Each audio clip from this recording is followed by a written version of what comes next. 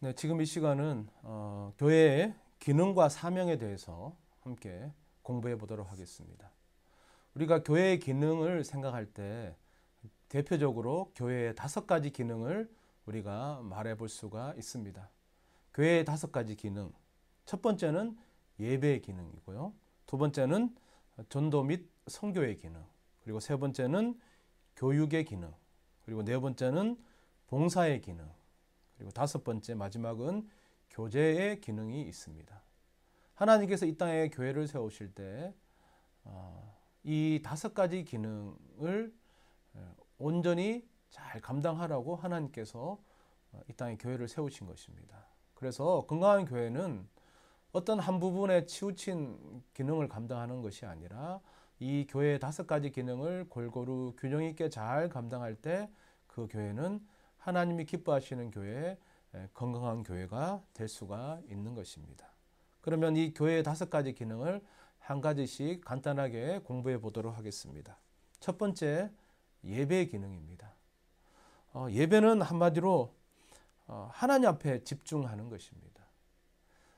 교제나 친교가 사람들에게 집중하는 것이라면 예배야말로 온전히 하나님 앞에 초점을 맞추는 삶이다라고 말할 수가 있는 것입니다. 자, 그런데요, 이 예배에서 반드시 들어가야 될 형식이 있는데 그것은 바로 말씀과 성례전입니다. 그런데 이 말씀과 성례전을 어떤 부분을 더 강조하느냐에 따라서 기독교의 수많은 분파들이 갈라지게 되었다라는 거예요. 지금도 각 교파마다 말씀을 강조하느냐 아니면 성례전을 강조하느냐에 따라서 많은 교파들이 존재하고 있다라는 것입니다. 그래서 저는 여기서 예배의 형식적인 부분을 공부하기보다는 오늘 저와 여러분은 예배에 있어서 하나님이 기뻐하시는 예배자의 자세는 어떤 것이 있는지를 공부해 보도록 하겠습니다. 첫 번째 하나님이 기뻐하시는 예배자의 자세는 바로 하나님을 찬양하는 예배자인 것입니다. 시편 150편 1절에서 할렐루야 그의 성소에서 하나님을 찬양하라 라고 되어 있습니다. 성경에도 이외에도 성경의 많은 부분에서 우리 하나님 부르심 받은 성도들에게 하나님 받으시기를 원하는 그 예배 자세는 무엇이냐? 바로 하나님을 향한 찬양의 모습, 찬양의 자세야말로 예배 가운데 받으시길 하나님이 가장 기뻐하시는 예배자의 자세다라고 말씀드릴 수가 있겠습니다. 두 번째 예배자의 자세는 영과 진리로 예배하는 것입니다. 우리가 너무나 잘 알고 있는 요한복음 4장 23절 24절 말씀에 예배하는 자들은 영과 진리로 예배하라라고 말씀하고 있습니다. 그런데 이 영과 진리로 예배하는 것에 대해서 로마서 12장 1절에서 2절에서 잘 설명하고 있는데 그러므로 형제들아 내가 하나님의 모든 자비하심으로 너희를 권하노니 너희 몸을 하나님이 기뻐하시는 거룩한 산 제물로 드리라. 이는 너희가 드릴 영적 예배니라. 너희는 이 세대를 본받지 말고 오직 마음을 새롭게 함으로 변화를 받아 하나님의 선하시고 기뻐하시고 온전하신 뜻이 무엇인지 분별하도록 하라 라고 말씀하고 있습니다. 즉 하나님이 기뻐하시는 예배 자세, 영과 진리로 예배 드리는 것은 무엇이냐? 바로 우리의 몸을 하나님 앞에 산 제물로 드리는 것인데 우리가 드려야 될 그 우리의 몸의 모습은 어떤 모습이어야 되느냐? 이 세상을 본받는 것이 아니라 하나님의 선하시고 기뻐하시고 온전하신 뜻이 무엇인지를 분별해서 이 땅에서 거룩한 삶을 살아서 그 거룩한 삶의 모습을 하나님 앞에 올려드리는 것, 그것이 바로 하나님이 기뻐하시는 영적 예배자의 자세다라고 말씀드릴 수가 있는 것입니다. 그리고 세 번째 예배자의 자세는 하나님 앞에 두려움과 존중히 여김의 자세로 예배 드려야 된다는 것입니다.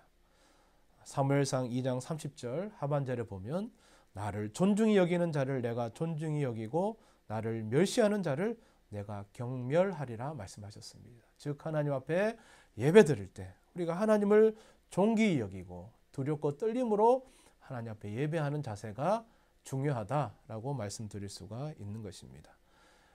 저와 여러분이 드려야 될 이 예배는 우리가 하늘나라 하나님 앞에 가는 그 순간까지 계속해서 드려야 되는 것이 예배인 것입니다. 그래서 성도는 언제나 우리의 삶 가운데서 모든 초점을 주님 앞에 맞추는 삶을 살아가는 것입니다. 하나님 앞에 집중하는 삶을 살아가는 것입니다.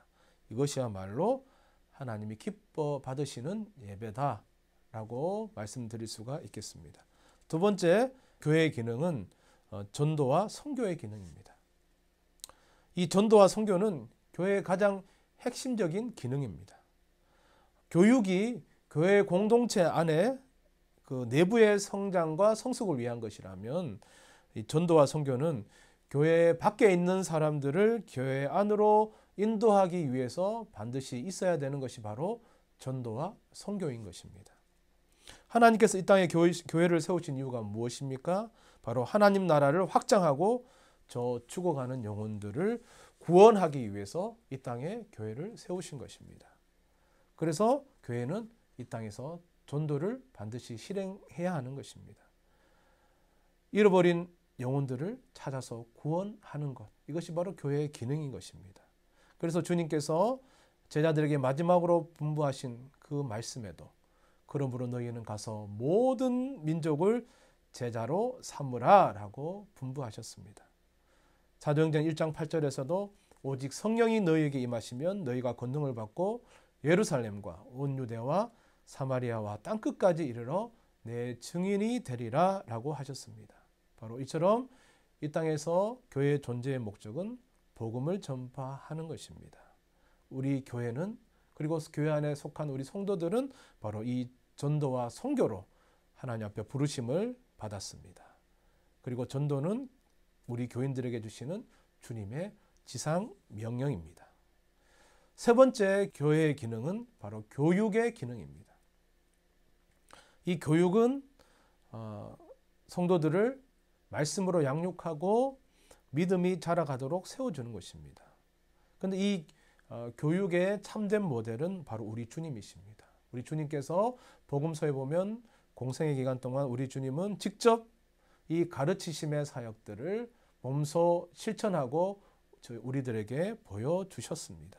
그래서 지상명령에서도 내가 너희에게 분부한 모든 것을 가르쳐 지키게 하라라고 우리 주님이 말씀하셨습니다.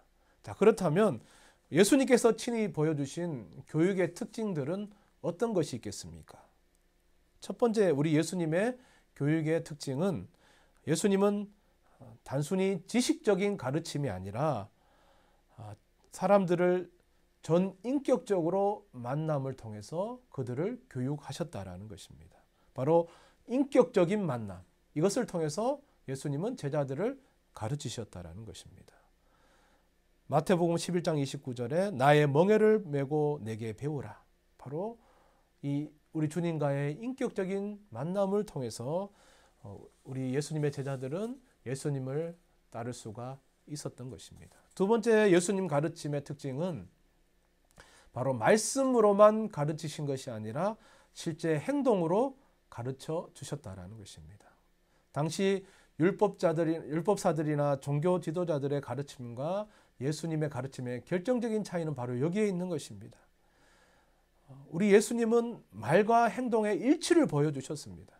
바로 삶으로 가르침을 보여주셨다는 것입니다.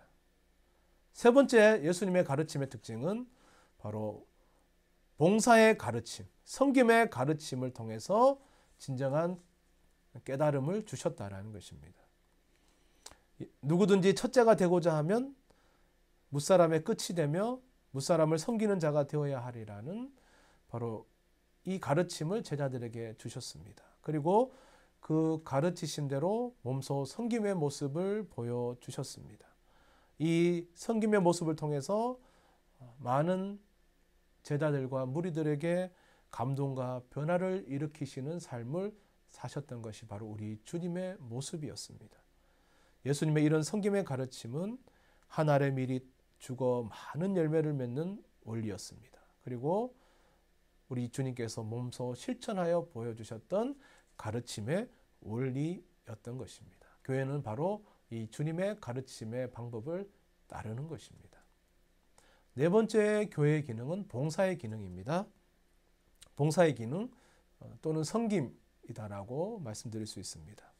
이것은 디아코니아, 헬라어로 디아코니아라고 말합니다. 예수님은 가난한 자들을 그리고 사회적으로 소외된 자들에게 깊은 관심을 가지셨습니다. 그리고 병자들을 치유하시고 죽은 자도 살리셨습니다. 누가복음 10장에 선한 사마리아인의 비유를 말씀하시면서 선행을 강조하셨습니다. 야고보서 1장 27절에 하나님 아버지 안에서 정결하고 두려움이 없는 경건은 고아와 과부를 그 환난 중에 돌아보고 또 자기를 지켜 세속에 물들지 아니하는 것이다 라고 성경은 말씀하고 있습니다. 이 섬김과 봉사의 행위는 바로 교회가 빛과 소금의 역할을 하는데 중요한 기능인 것입니다. 말로만 사랑하지 말고 행함과 진실함으로 실천하도록 하라라고 성경은 말씀하고 있습니다. 그리고 다섯 번째 마지막 교회의 기능은 바로 교제의 기능입니다. 코이노니아라고 하죠. 그런데 이 코이노니아는 모든 것을 공동으로 소유한다라는 뜻이 담겨져 있습니다. 바로 성도의 나눔과 교제를 의미하는 것입니다. 코이노니아는 교회의 일원들인 성도들 간에 서로 사랑이라는 수평적인 차원에서뿐만 아니라 바로 하나님과의 영적인 사귐도 바로 여기에 들어가 있는 것입니다. 즉 우리가 흔히 생각하는 교제는 우리 사람들만의 교제를 생각하는데 성경에서 말씀하시는 이 교제의 기능은 교회 안에서 성도들 간의 교제뿐만 아니라 바로 하나님과 성도들 간의 수직적인 만남과 교제도 중요함을 말씀하고 있는 것입니다. 그리고 이런 교통을 원활하게 이루게 하시는 분이 바로 성령님이십니다. 바로 교회가 이 코이노니아의 기능을 잘 감당하기 위해서는 늘 성령님과 동행하는 모습을 잃지 말아야 하는 것입니다. 이렇게 교회의 5가지 기능에 대해서 말씀드렸는데 이제 마지막으로 교회의 본질과 사명에 대해서 말씀드리고 싶습니다. 교회의 사명을 이야기하기 전에 먼저 생각해야 되는 것은 교회의 본질을 알아야 교회의 사명도 알 수가 있는 것입니다. 여러분 오늘날 우리 교회가 어떤 모습을 보입니까? 많은 어려움과 핍박을 당하고 있습니다. 교회 안에도 수많은 문제들이 산적해 있습니다. 그리고 밖으로는 세상 사람들의 많은 지탄을 받고 있는 안타까운 현실입니다. 여기서 우리가 교회론을 공부하면서 이 교회의 본질과 사명을 다시 한번 생각하면서 바로 우리 교회가 교회의 본질과 사명을 잘 회복할 때 우리는 다시 한번 이 땅에서 바로 하나님 나라의 영광을 드러낼 수 있는 그런 교회가 될 수가 있는 것입니다. 그러면 교회의 본질에 대해서 생각해 보겠습니다. 교회의 본질이 무엇입니까? 교회의 본질은 마태복음 16장에 나와 있는 말씀에 비추어 보면 바로 예수님이 누구신가에 대한 신앙 고백이 바로 그 핵심에 담겨져 있다는 것입니다. 즉 교회가 예수님을 향해서 어떤 신앙 고백을 하느냐가 바로 교회의 본질이라는 것입니다. 그렇다면 교회가 무엇입니까? 바로 십자가에 달리시고 부활 승천하신 예수님께서 우리의 죄를 위해서 우리를 구원하시기 위해서 이 땅에 오신 예수 그리스도시고 살아계신 하나님의 아들이시라는 이 마태복음 16장에 나와 있는 이 고백을 하는 것이야말로 교회의 본질이라는 것입니다.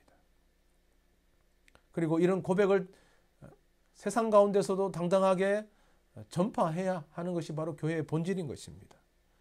그러므로 교회는 친목당체도 아니고 그리고 세속적인 욕망을 이루기 위한 소원 성취를 비는 곳도 아닙니다. 바로 교회는 예수님께 속해서 하나님을 아버지로 모시는 하나님의 자녀들로 이루어진 그리스도의 몸이고 성령님이 거하시는 거룩한 전인 것입니다.